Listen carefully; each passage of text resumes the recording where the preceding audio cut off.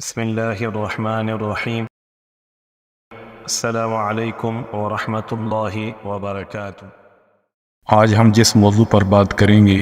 وہ ہے حوض کوثر۔ اس میں ہم جن چیزوں پر مختصر روشنی ڈالیں گے ان میں حوض کوثر کیا ہے، حوض کوثر پر آنے والوں کی تعداد کتنی ہوگی، منکرین حوض کوثر کون ہیں،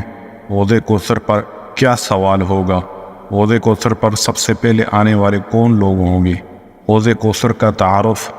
بتی نیر کوثر سے کیوں دور ہوں گے، حوض کوثر کی لمبائی چوڑائی کتنی ہے، انصار سے حوض کوثر کا کیا وعدہ کیا گیا تھا، صحابہ کرام رضوان اللہ تعالی علیہم اجمعین حوض کوثر کے بارے میں کیا دعا مانگتے تھے، حوض کوثر کی زمین کتنی ہوگی، کیا اس کے سونے اور چاندی کے پرنالے ہوں گے، فقراء و مہاجرین سب سے پہلے حوض کوثر پر ہوں گے، کیوں، آپ صلی اللہ علیہ وسلم حوض کوثر پر کس کے منتظر ہوں گے، حوض کوثر کے برتنوں کی تعداد کتنی ہوگی، ظالم کا معاون حوض کوثر سے کیوں محروم ہوگا، صحابہ سے لاکھوں گنا زیادہ لوگ حوض کوثر پر ہوں گے، قرآن اور اہل بیت حوض کوثر پر ہوں گے، حضرت علی رضی اللہ تعالی عنہ سب سے پہلے حوض کوثر پر ہوں گے، حوض کوثر سے محروم ہونے والے لوگ کون ہوں گے، ان سب کے متعلق انشاءاللہ اس ویڈیو کے اندر مختصر روشنی ڈالی جائے گی۔ اس سے پہلے اگر آپ نے اس چینل کو سبسکرائب نہیں کیا تو پلیز اس کو سبسکرائب کر دیں، بیل کا بٹن پریس کر دیں،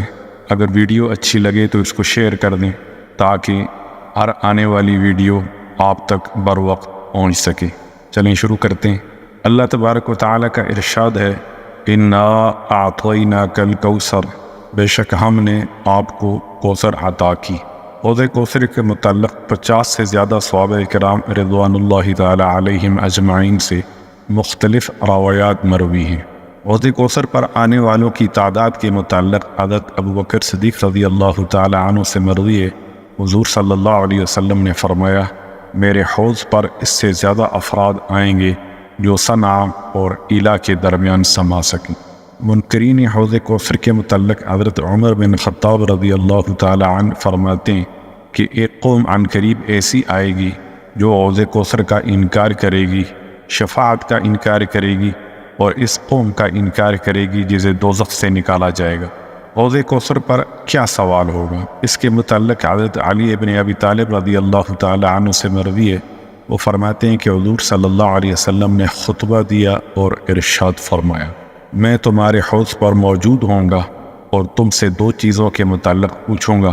قرآن کے متعلق اور اپنی اولاد کے متعلق۔ حوض کوثر پر سب سے پہلے آنے والے کون لوگ ہوں گے،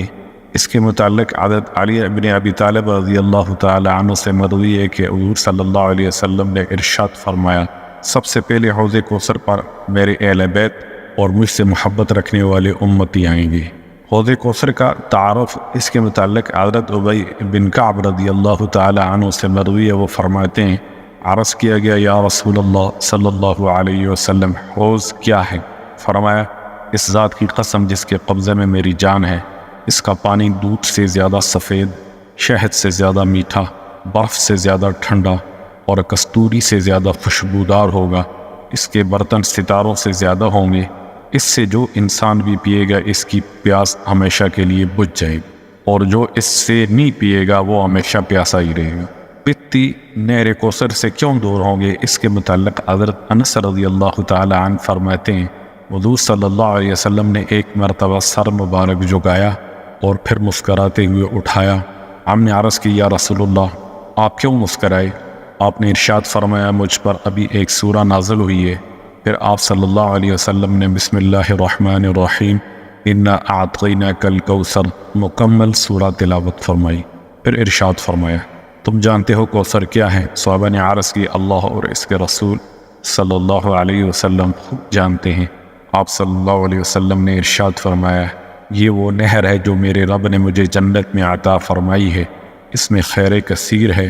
اس پر قیامت کے دن میری امت آئے گی، اس کے برتن ستاروں کی تعداد کے برابر ہیں، بس ایک شخص ان میں سے کھینچ کر نکال دیا جائے گا، میں عرض کروں گا، یا رب یہ میری امت میں سے ہے، تو کہا جائے گا، آپ نہیں جانتے کہ اس نے آپ کے بعد کیا کیا کیا۔ حوض کوثر کی لمبائی اور چوڑائی کے متعلق حضرت انس رضی اللہ تعالی عنہ سے مروی حضور صلی اللہ علیہ وسلم نے ارشاد فرمایا، مجھے کوثر دی گئی۔ میں نے عرض کی، یا رسول اللہ صلی اللہ علیہ وسلم، کوثر کیا ہے؟ آپ صلی اللہ علیہ وسلم نے فرمایا،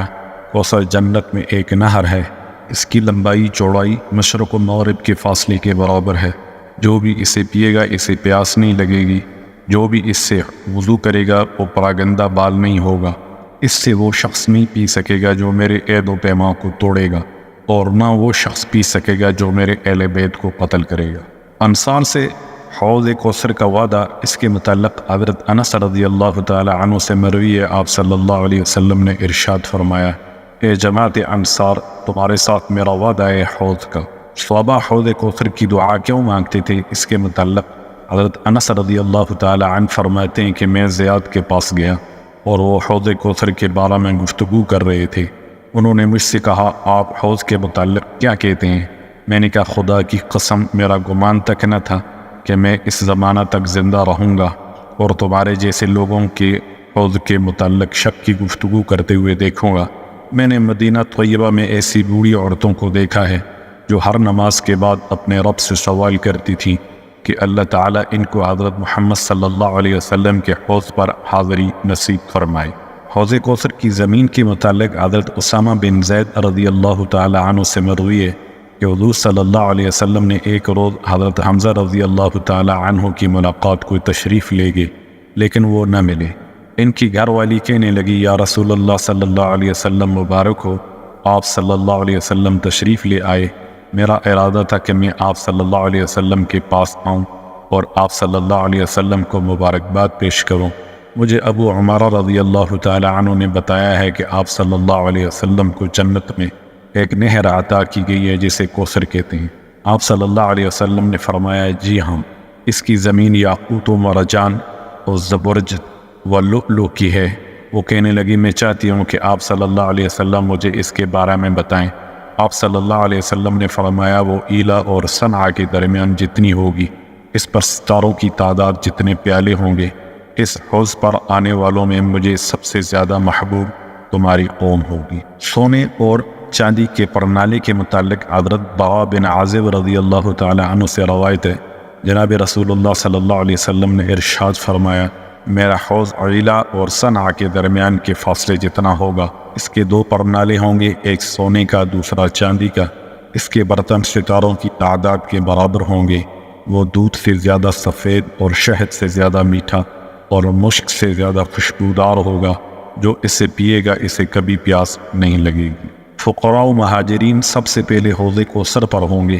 اس کے متعلق حضرت ثوبان رضی اللہ تعالی عنہ سے روایت ہے، میں نے رسول اللہ صلی اللہ علیہ وسلم کو یہ فرماتے سنا، میرا حوض عدن سے عمان جتنا ہوگا، اس کا پانی دودھ سے زیادہ سفید، شہد سے زیادہ میٹھا اور اس کے برتن ستاروں کے برابر ہوں گے، جو اس سے پیے گا اسے کبھی پیاس نہ لگے گی، اور لوگوں میں سب سے پہلے اس حوض پر فقراء مہاجرین آئیں گے۔ حضرت عمر رضی اللہ تعالی عنہ نے عرض کیا، یا رسول اللہ صلی اللہ علیہ وسلم، یہ فقراء و مہاجرین کون ہوں گے؟ آپ صلی اللہ علیہ وسلم نے ارشاد فرمایا، یہ لوگ دنیا میں پراگندہ بال اور میلے لباس والے ہوں گے، جو ناز و نعم میں پلی عورتوں سے نکاح نہ کر سکتے ہوں گے، اور نہ ہی ان کے لیے بند دروازے کھولے جاتے ہوں گے۔ آپ صلی اللہ علیہ وسلم حوض کوثر کے اوپر کس کے منتظر ہوں گے؟ اس کے متعلق حضرت جابر بن عبداللہ رضی اللہ تعالی عنہ سے مروی ہے، آپ صلی اللہ علیہ وسلم نے فرمایا،